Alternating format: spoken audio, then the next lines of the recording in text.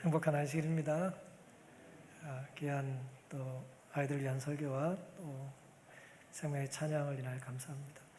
오늘 함께 살펴볼 말씀은 누가복음 15장의 이제 두 번째이자 마지막 시간이 되겠습니다. 먼저 제가 누가복음을 읽겠습니다. 아버지가 이르되 예 너는 항상 나와 함께 있으니 내 것이다 내 것이로되 이 내 동생은 죽었다가 살았으며 내가 잃었다가 얻었기로 우리가 즐거워하고 기뻐하는 것이 마땅하다 하니라. 누가복음 15장은 성경에서 가장 잘 알려진 비유 가운데 하나죠. 흔히 탕자의 비유라고 알려져 있는데 정확히는 두 탕자의 이야기, 그쯤이 좀 더 정확할 거라고 제가 지난주에 말씀을 드렸습니다.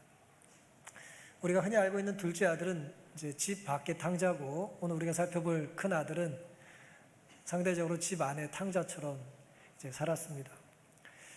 누가복음 15장의 시작은 예수님 주변에 두 부류의 사람이 있었다고 그랬죠. 흔히 말하는 죄인과 세리들이 있었고, 또 경건한 이제 바리새인과 또 율법사 사두개인 같은 사람들이 있었습니다. 그 사람들이 예수님께서 죄인들과 어울리시고 그들과 즐겨 식사하시는 모습을 보고 이제 예수님을 이제 비난하고 정죄했습니다. 그들의 비난을 예수님께서 들으신 뒤에 들려주신 이야기가 누가복음 15장의 이야기입니다. 하나님을 오해하면 우리는 비난하지 말아야 될 순간에 비난을 하기가 쉽습니다. 예수님께서는 이스라엘의 지도자들이 하나님을 오해했기 때문에 그들에게 하나님이 어떤 분인지를 알려주시고자 누가복음 15장의 이야기를 들려주시는 것입니다. 오늘은 내 집안의 낯선 자라는 제목으로 맏아들의 삶을 함께 살펴보겠습니다. 맏아들은 어떤 아들이었을까요? 우리가 본문을 살펴보면 맏아들은 성실한 사람이었죠.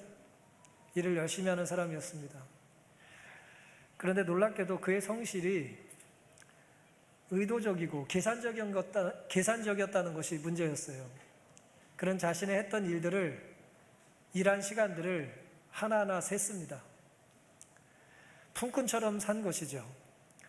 일 그 자체를, 아버지와 함께 살면서 즐겼던 그 집안의 일을 즐기며 감사하고 산 것이 아니라 자기가 나중에 받을 품삯을 기대하며 살았던 것입니다. 해가 지기만을 기다린 것과 같아요. 어서 해가 졌으면 좋겠다는 것입니다.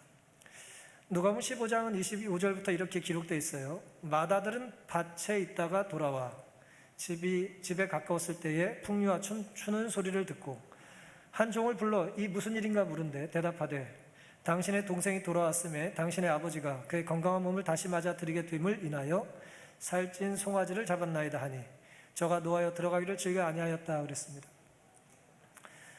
맏아들이 어디 있다 왔다 그랬어요?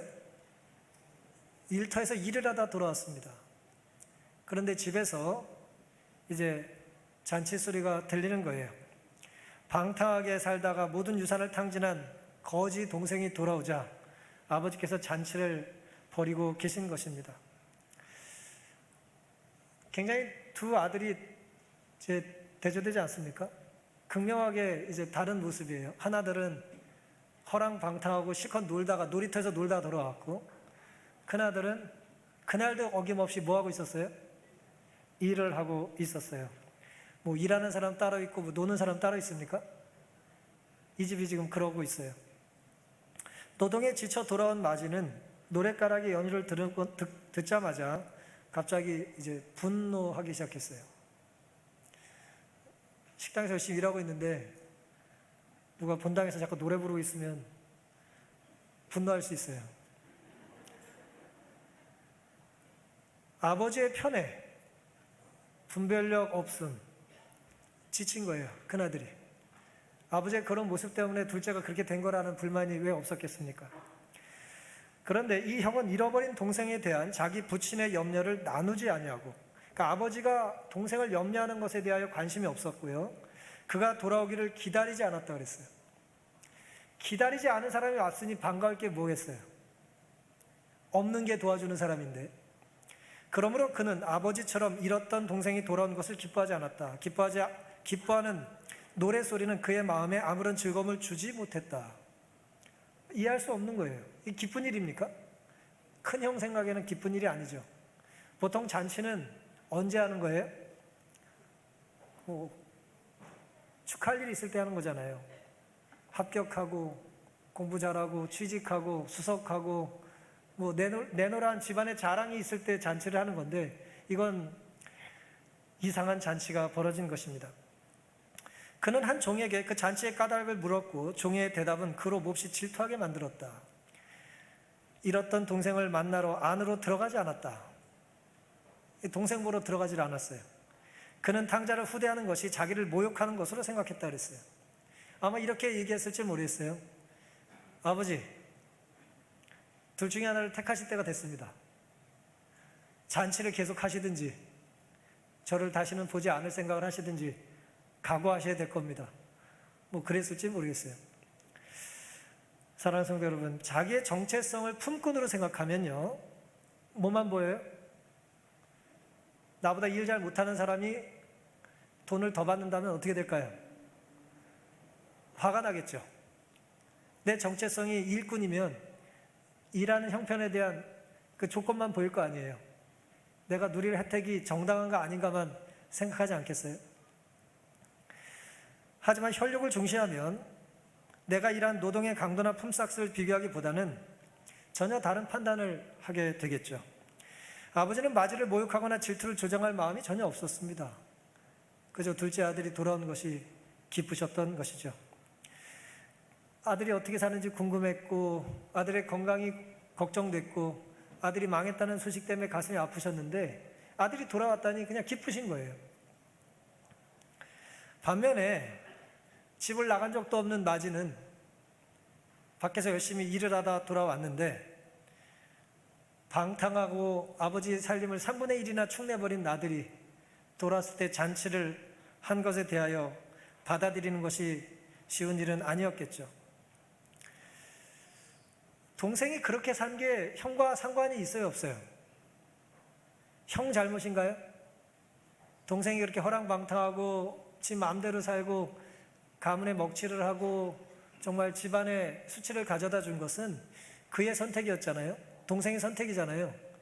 형은 사실은 자기와 상관이 없다고 생각을 한 겁니다. 문제는 동생이 잘못 산 것이 나와 상관이 없다라고 생각한 것, 나 때문에 동생이 잘못한 건 아니라 할지라도 동생이 돌아왔을 때는 나와 상관이 있어야 되는 것입니다. 그런데 물리적인 거리만 떨어져 있었던 것이 아니라 먼 나라로 갔었잖아요. 마음의 거리, 형제의 거리도 이제 회복될 수 없을 만큼 멀어진 것으로 보여요. 만일 우리의 섬김이, 우리의 봉사가 이 형처럼 내가 지금 열심히 참고 살면 내 재산이 혹은 내가 받을 보상이 더 커질 거다라고 하는 마음으로 우리가 신앙생활을 한다면 우리는 이 일을 왜 하는지를 잊고 사는 것입니다. 눈앞에 사람을 놓치고 먼 미래에 내가 얻을 유익을 기대하면서 그 일 때문에서만 참고 봉사하고 인내한다면 우리는 형 같은 반응을 보이기가 쉬울 것입니다. 부족한 사람이 눈에 보이면 우리는 그를 불쌍히 여기고 긍휼히 여겨야지, 잠재적인 내 라이벌이 또 나타났던 것 때문에 그를 미워하면 곤란하지 않겠습니까? 우리의 수고와 땀 흘림이 나 자신만을 위한 것이 아니라 부족한 사람과 나눔을 위한 것이 될 수 있기를 간절히 바랍니다.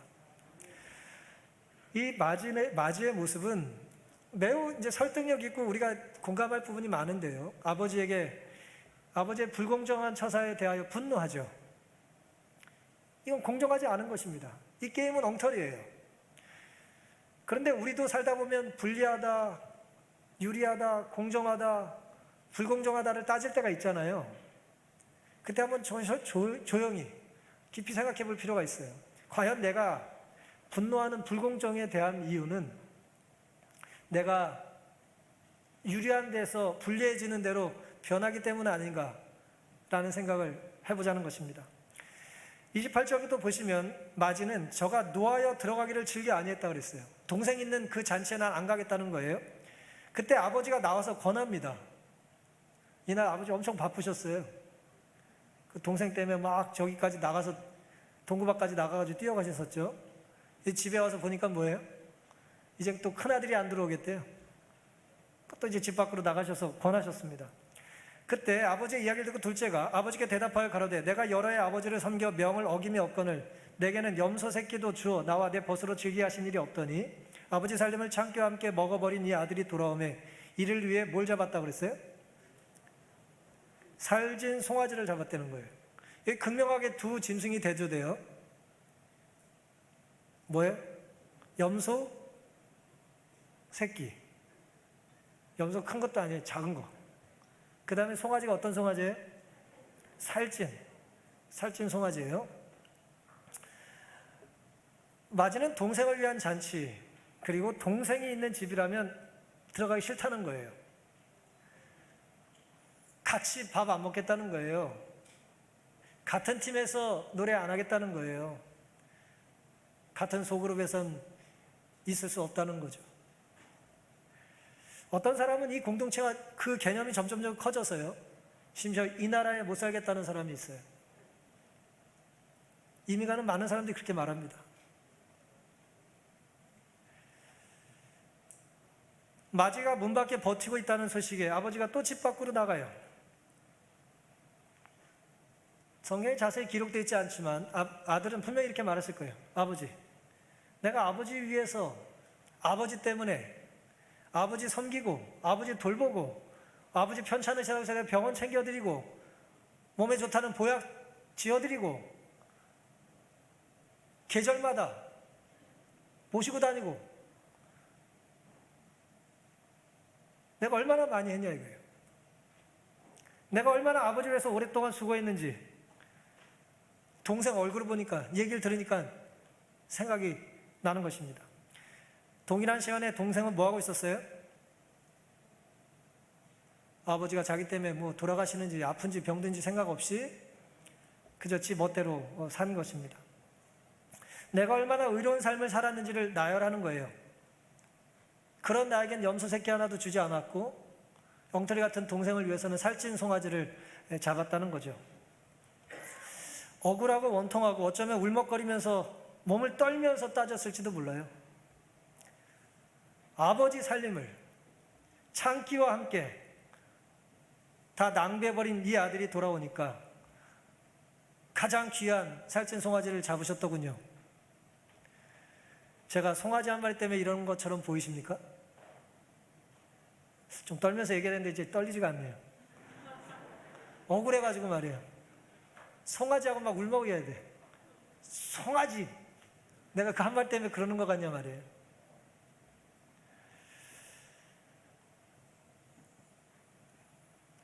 마지의 억울함이 이해가 안 되는 건 아니죠. 마지 입장에서 그럴 수 있지 않겠습니까? 문제는 마지에게 있어서 그렇게 말하는 그 동기가 무엇인지 우리는 알 필요가 있다는 거예요. 그 마지의 문제가 뭘까요 도대체? 그의 부친이 나와서 그를 달랠 때에 그의 교만과 악의가 드러났다.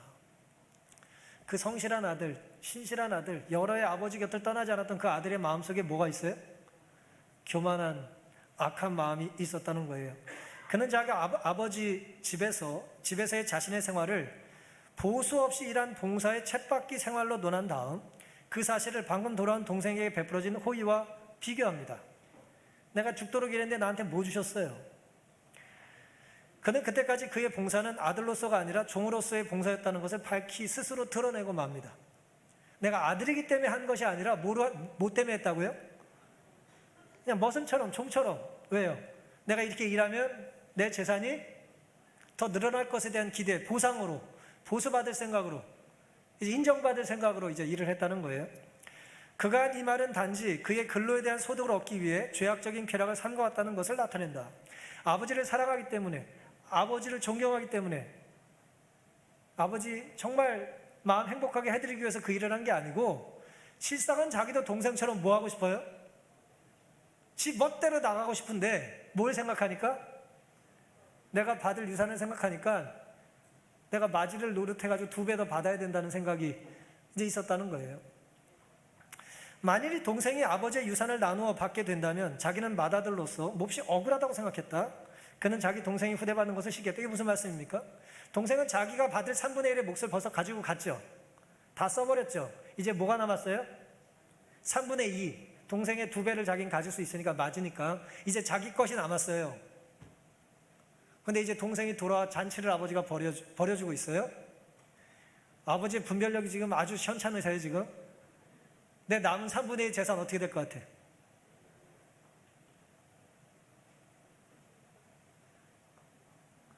아버지가 이건 형 거니까 손대지 마 그러셨을 것 같아요? 동생은 그걸 생각하니까 이제 너무 화가 나는 것입니다. 마지는 동생과 자신의 받는 대우가 달랐다는 것에 대해서 억울해하죠. 하지만 그 자리는 사실은 그걸 따질 자리는 아니죠. 유산 다시 한번 확인하는 그런 자리가 아니잖아요. 동생이 왔으니까 일단 맞아야 되는 그런 잔치가 맞는 것입니다. 하지만 말씀드린 것처럼 동생은 그 동생이 돌아온 것 때문에, 먼 나라 살 땐 괜찮아요. 근데 돌아온 것 때문에 지금 뭐 하고 있어요? 당장 내 재산이 뭐 하고 있어요? 줄어들고 있잖아요.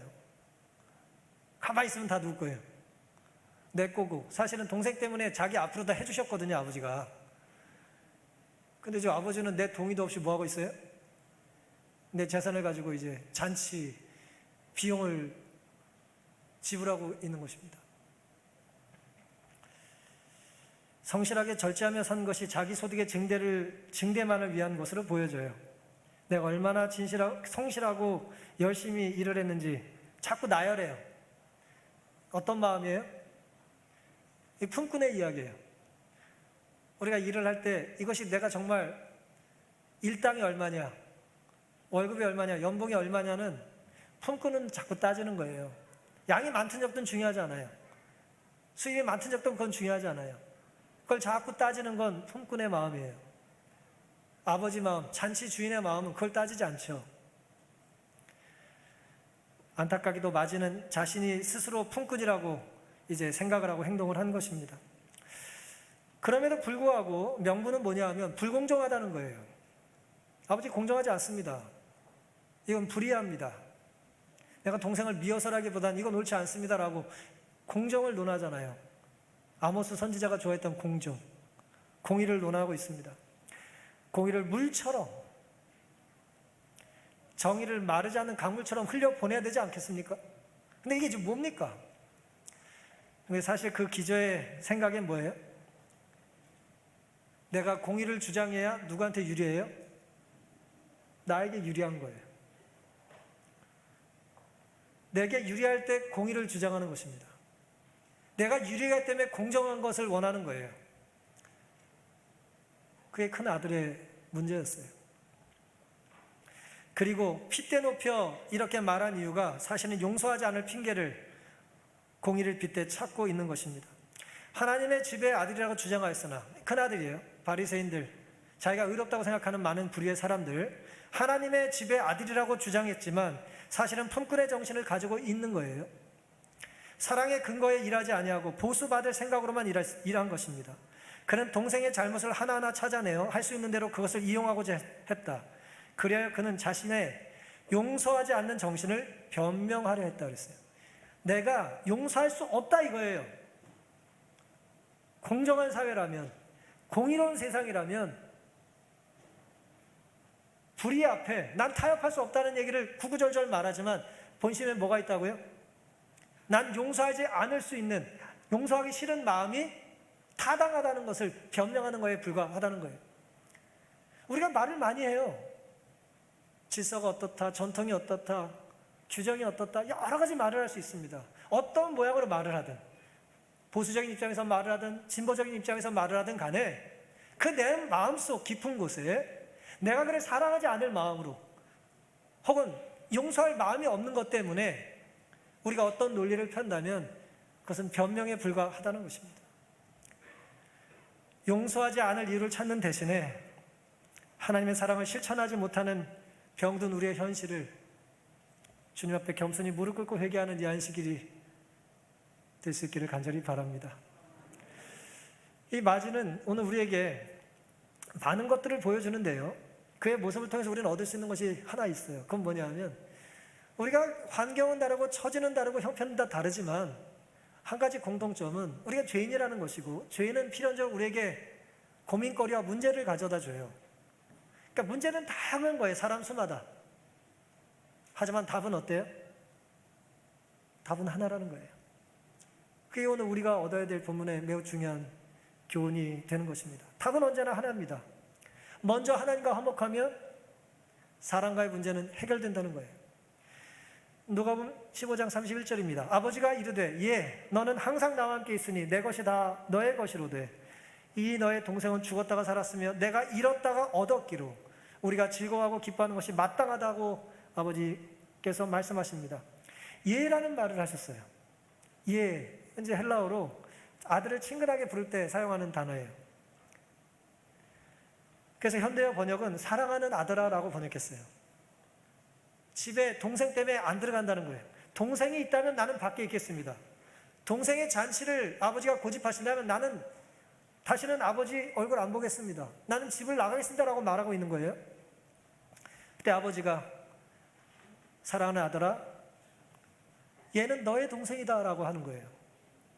이 말은 사실은 32절의 이 말씀은 큰아들이 30절에 이렇게 말했기 때문에 하신 얘기예요. 30절에 아들은 아버지에게, 마지는 아버지에게 뭐라 그랬냐면은 아버지의 살림을 참기와 함께 먹어버린 이 아들이라고 말해요. 근데 원문은 이 아들이란 말이 아니라 당신의 이 아들이란 말이에요. 이 당신이란 이제 명사를 뺐어요. 대명사를. 우리 번역에서. 실제로는 당신의 이 아들이라고 말한 거예요. 그 말을 듣고 아버지가 하신 말이 뭐예요? 아버지의 때문에 동생, 아버지와만 관계 있는 아들이 아니라 이 아들은 너의 뭐라고요? 너의 동생이기도 하다는 거예요. 나와는 무관하다는 큰아들의 이야기, 저 아들이 동생이 저렇게 된 건 내 책임이 아니다라고 하는 말을 할 때 아버지는 우리라고 하는 단어로 이제 묶는 거예요. 내가 동생을 찾았으니 우리가 기뻐해야 되지 않겠냐. 아버지의 아들일 수는 있지만 내 동생일 수는 없다고 거절하는 마지에게 이 아버지는 너의 동생이기도 하다고 이야기를 하고 계신 것입니다. 큰아들이 이렇게 화가 난 것은 너무 의롭기 때문이에요. 너무 성실하게 살았기 때문이에요. 우리 학생들 이렇게 앉아있는데 앞으로 시험 볼 일이 얼마나 많겠어요. 근데 내가 열심히 공부해서 100점을 맞았어요. 근데 어느 날 선생님이 나 혼자 100점인데 지난번 시험 무시하고 다시 본다, 그런 정신 나간 소리를 하는 거예요. 누가 반대할까요?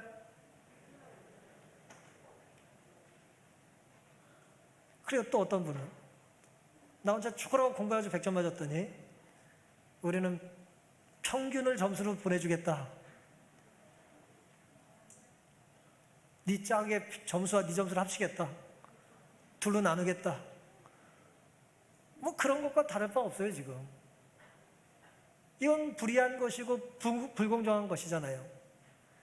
이렇게 하면 사회가 발전이 없습니다. 뭐 다 효과 없어요. 아버지 말은 이미 끝나는 것이에요. 너무 의롭고 열심히고 훌륭하기 때문에 화가 나는 거예요. 나도 놀고 싶었는데 참았고, 나도 먹고 싶었는데 안 먹었는데 아버지가 저러고 계신 것입니다. 사실 마지는 동생과 문제가 있었던 게 아니에요. 누구와의 문제가 있는 거예요? 사실은 아버지와 문제가 있었던 거예요. 그런데 아버지와의 문제가 있었던 것이 동생이 없을 때는 상관이 없었는데 동생이 나타나자 돌출되는 거예요. 몰랐죠, 자기가 아버지와 문제가 있는지를. 품꾼처럼 살았어도 성실한 일꾼처럼 대접을 받았기 때문에 문제가 없는 줄 알았던 거예요. 내 것이다, 너의 것이다, 그것은 보수가 아니고 선물이다. 아버지는 아들에게 폼삭스를 준 게 아니잖아요. 월급을 주는 게 아니잖아요. 내 것이 네 거고 네 것이 내 거고 아버지 일을 하는 거잖아요. 선물이잖아요. 그런데 그렇게 생각을 안 하는 것입니다.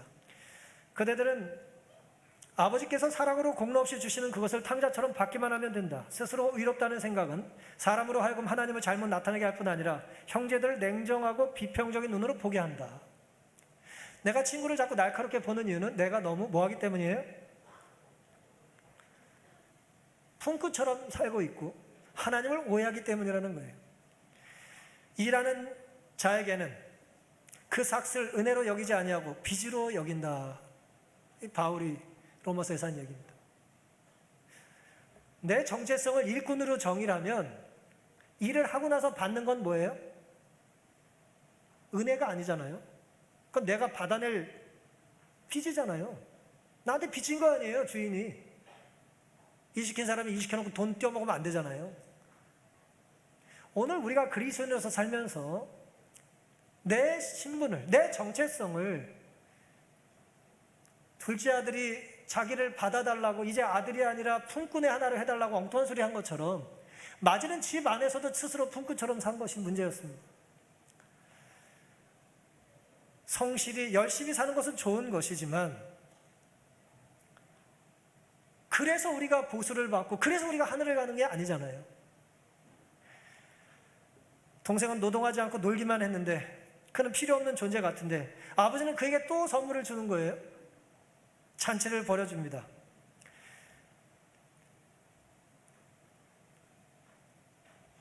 내가 아버지를 섬기고 돌볼 때 아무것도 하지 않은 저 녀석은 자꾸 잔치만 이제 즐기고 있는 것이죠.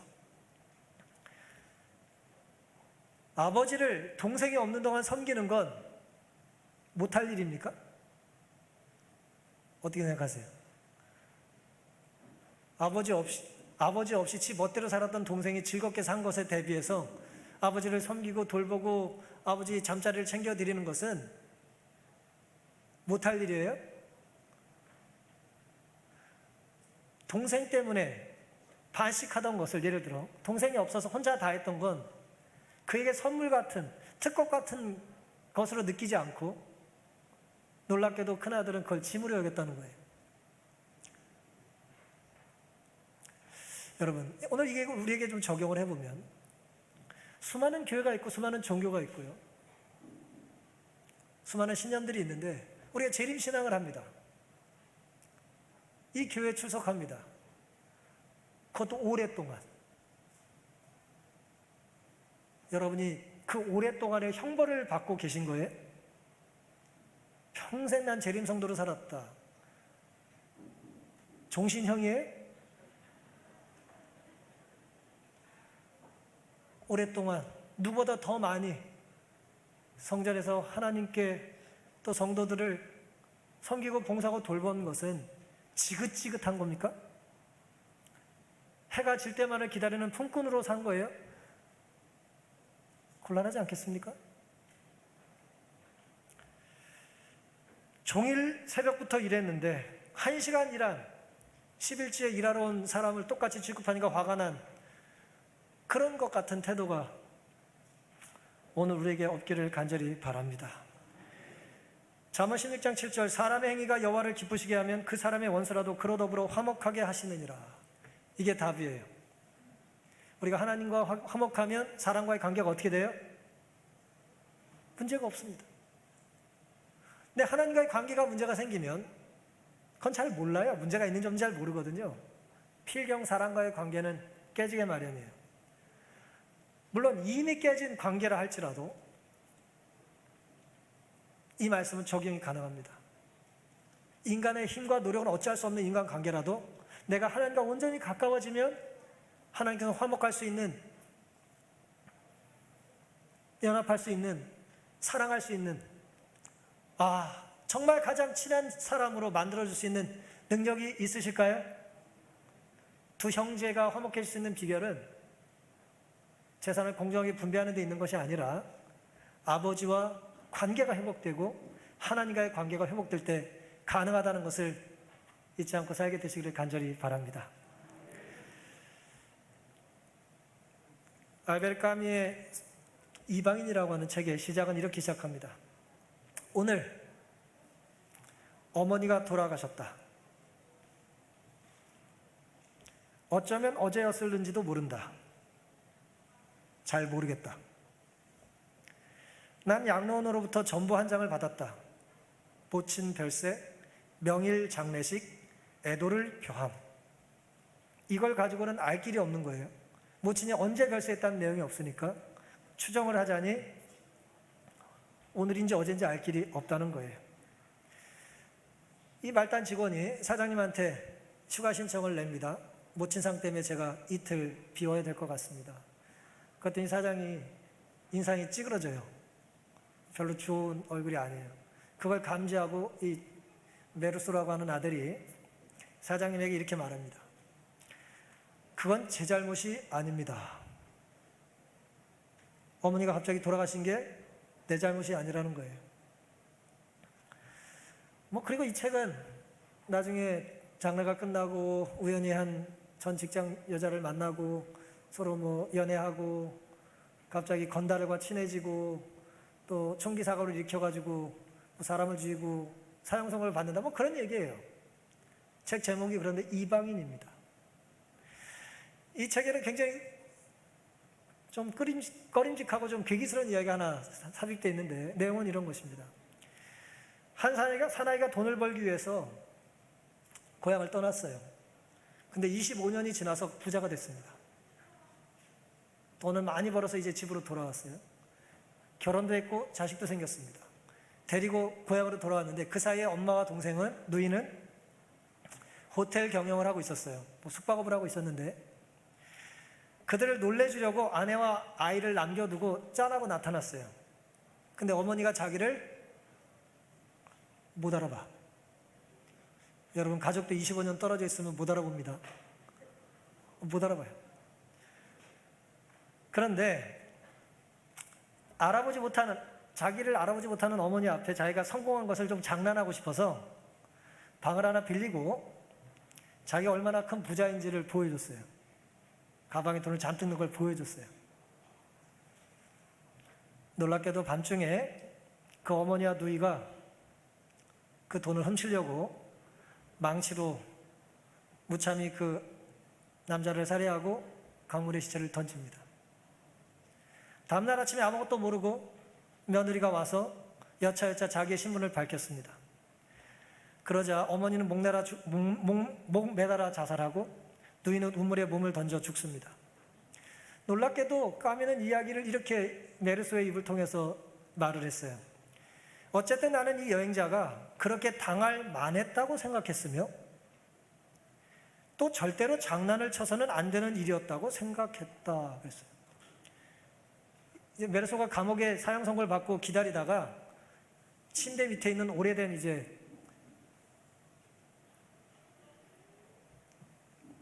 오래된 기사의 내용이에요. 사실이겠습니까마는 도대체 이런 얘기를 왜 넣어놨을까요?